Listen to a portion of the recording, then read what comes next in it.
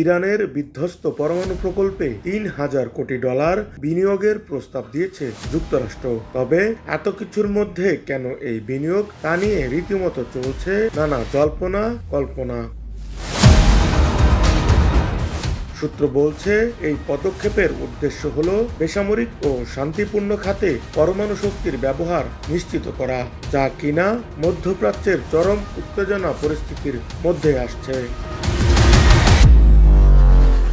মার্কিন সংবাদ মাধ্যম CNN এর প্রতিবেদন অনুযায়ী চলতি বছরের জুনের শুরু থেকে যুক্তরাষ্ট্র ও তেহরানের মধ্যে এ সংক্রান্ত আলোচনা চলছে। তবে অবাক করার মতো বিষয় হলো, এই আলোচনা তেহরান ও ইসরায়েলের সংঘাতের ক্ষেত্রেও শুরু হয়েছিল।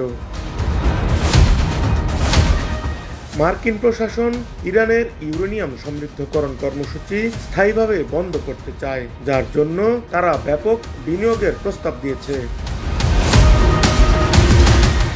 বিশেষজ্ঞদের মতে, যুক্তরাষ্ট্রের এই বিনিয়োগ পরিকল্পনা ইরানের সাথে একটি নতুন সমঝোতার দিকে নিয়ে যেতে পারে। তারা কয়েকজন কর্মকর্তা জানিয়েছেন, এই বিনিয়োগের একটি অংশ সরবরাহ করবে যুক্তরাষ্ট্র, অন্য অংশ আসবে মধ্যপ্রাচ্যের মিত্র ও অংশীদারদের কাছ থেকে।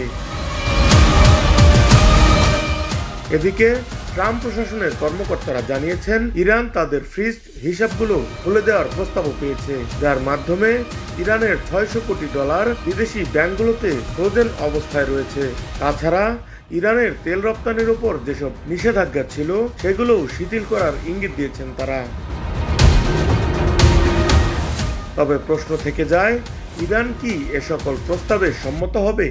বিভিন্ন সূত্র জানাচ্ছে, এখনও তেহরান থেকে কোনো নিশ্চিত প্রতিক্রিয়া পাওয়া যায়নি। এমত অবস্থায় আন্তর্জাতিক পরিস্থিতি কিভাবে পরবর্তী দিকে গড়াবে তা নিয়ে বিশেষজ্ঞরা বিশদভাবে নজর রাখছেন।